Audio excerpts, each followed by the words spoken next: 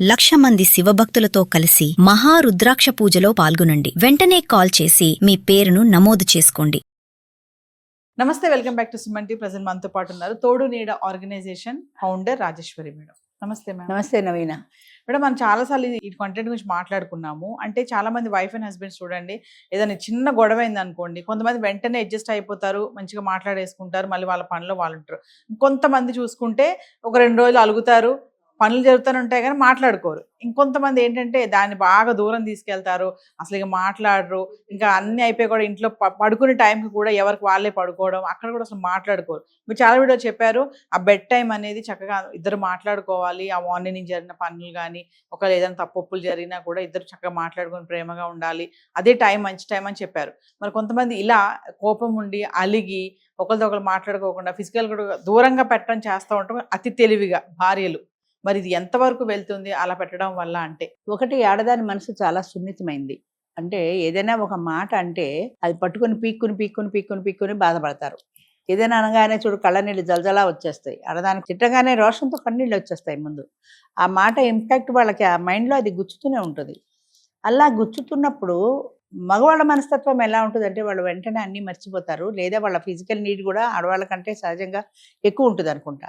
అంచేత ఇన్ని తిట్టేసి పెళ్ళాన్ని కొట్టేసి మళ్ళీ నా పక్కకి రా అంటే ఎలా వస్తుంది? అది ఎందుకు అర్థం కాదు మగాళ్ళకి. అంటే ఆడవాళ్ళ తరఫున మాట్లాడడం కాదు, నువ్వు ఆ అమ్మాయిని హింసించావు, లేదా కొట్టావు, లేదా తిట్టావు, ఏదో మానసికంగా బాధ పెట్టేసి రా అనగానే రావడానికి అదే మిషన్ కాదు కదా. బాధపడే ఆ టైము లేదు, అది కూడా అదే అసలు ఎందుకు ఆలోచించరా ఆ విషయం. ఇప్పుడు మన వాళ్ళు చెప్తారు చూడు, నిద్ర పట్టాలంటే మీరు నిద్రపోవాలంటే లైట్లు ఉండకూడదు, ప్రశాంతంగా ఉండాలి, మీరు టీవీలును సెల్ ఫోన్లు చూడకండి. ఈ నిద్రపోవడానికి కొన్ని లక్షణాలు చెప్తున్నారు. అలాగే పడకటింట్లో కూడా భార్యాభర్తలు కలిసి ఉండాలంటే కొంత వాతావరణం అనుకూలంగా ఉండాలి కదా వాళ్ళకి. మానసికంగా కూడా ఉండాలి, కేవలం ఫిజికల్గానే కాదు, మానసికంగా ఉండాలి. ఆ మనసు రంజించి ఉండాలి. ఆ పురుషుడితో కలిసి ఏకాంతంగా గడపడానికి ఈమె కూడా సంసిద్ధురాలుగా ఉండాలి. అదేమీ లేకుండా నిన్ను కొట్టేస్తాను తిట్టేస్తాను కానీ నా పక్కకు వచ్చేయాలంటే ఎలా వస్తుంది? ఆ సంగతి చాలామంది పురుషులు మర్చిపోతున్నారు. వాళ్ళ అవసరం అది. Maybe it is a physical need, I agree. కానీ నీకు ఫిజికల్ నీడ్ ఉన్నంత మాత్రాన అవతల మనిషి అదేమి రేడియో టీవీ కాదు, ఆన్ చేస్తే ఆన్ అయ్యి ఆఫ్ చేస్తే ఆగిపోవడానికి. ఒక మనిషి అనగానే దానికి ఒక మనసు ఉంటుంది. అదేదో సినిమాలో మాను మాకును కాను రాయి రప్పను కానే కాను మామూలు మనిషి నేను అన్నట్టు వాళ్ళకు ఒక మనసు ఉంటుంది. ఆ మనసుకి రంజకంగా, అంటే ఆ మనసు సంతోషించే లాంటి మాటలే మాట్లాడాలి, కనీసం ఏకాంతంగా ఉన్నప్పుడైనా. సాయంత్రం వరకు తిట్టేసి వెంటనే నేను మళ్ళీ ఈ డైలాగులన్నీ చెప్పేస్తానంటే వాళ్ళ మనసు అంత తొందరగా మారదు కదా. ఒకవేళ కొట్టావనుకో, ఏదో కోపంలో అనేసానులే అన్నంతగా కన్విన్సింగ్గా మాట్లాడాలి. కానీ నేను ఈ సారీ చెప్తానా అనే మేలీగా చూపిస్తే అక్కడ యాక్సెప్ట్ చేయరు ఆడవాళ్ళు. చాలామంది మగవాళ్ళు అర్థం చేసుకోవాల్సింది ఏంటంటే, అంటే తప్పో రైటో తెలియదు, నాకు తోచింది నేను చెప్తున్నాను. చాలామంది అర్థం చేసుకోవాల్సింది ఏంటంటే, భార్య అనేది ఒక వస్తువు కాదు, ఒక ప్రాణి. నీలాగే ఆమెకి సుఖదుఖాలు కష్టసుఖాలు అన్నీ ఉంటాయి, సంతోషం ఉంటుంది, దుఃఖం ఉంటుంది, విచారం ఉంటుంది, అన్నీ ఉంటాయి, అన్ని ఎమోషన్స్ ఉంటాయి. అందులో ఈ ఆడవాళ్ళు ఎమోషనల్ కాబట్టి బాధ వస్తే ఏడ్చేటువంటి ఆ ఎమోషన్ కూడా ఎక్కువే ఉంటుంది. అలాగే సంతోషం వస్తే ఎక్కువ ఎక్స్ప్రెస్ చేయగలుగుతారు. అంచేత ఆమెని నువ్వు సంతోషపెట్టే లాంటి పని చేయాలి. కానీ సాయంత్రం అవుతున్న కొద్దీ, దగ్గర అవుతున్న కొద్దీ, నువ్వు ఒకవేళ పగల కోపం వచ్చినా సాయంత్రం అయ్యేప్పటికి కాంప్రమైజ్ అయ్యే ప్రయత్నం చేసుకోవాలి, ప్రసన్నమయ్యే ప్రయత్నం చేసుకోవాలి. అప్పుడే ఆమెకి నీకు అర్పించుకుంటుంది తన్ని తాను సంతోషంగా.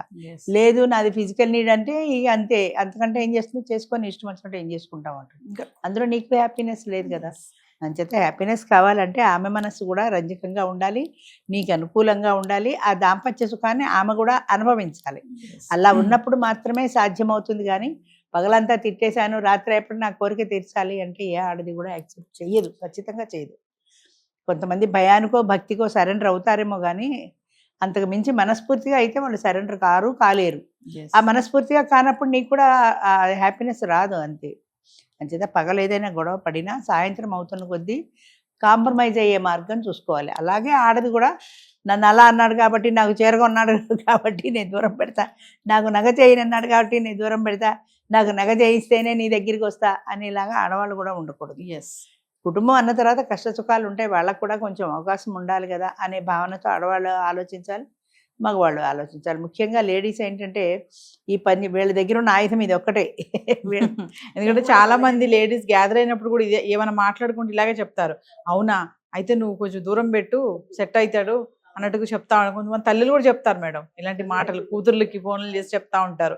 అంటే ఇది ఎంతవరకు కరెక్ట్ అంటారు? అంటే అవి ఎంతవరకు అంటే వెళ్తాయి? దూరం పెట్టు అనేది వాడికి ఆ మానసికమైన బలహీనత ఉంది కాబట్టి ఆ బలహీనతే ఈవిడ బలం అనమాట. బలం. ఆ బలహీనతనే ఈవిడ క్యాష్ చేసుకుంటుంది. చీర కొనపోతే ఈవిడ అలిగింది అనుకో, వాడు ఆ పూటగా ప్రసాదం చేసుకోవాలి కదా, రేపు కొంటాలేరా అంటాడు అంతే. చీర అయితే కొంటాలే అంటాడు, అదే నగ అయితే చేయించగలడా? ఓ ఇల్లు రాసిమంటే చేయించగలడా? చేయలేడు కదా. అంచేత ఆ బలహీనతని నువ్వు అది నీ బలంగా ఆయుధంగా వాడుకోకూడదు.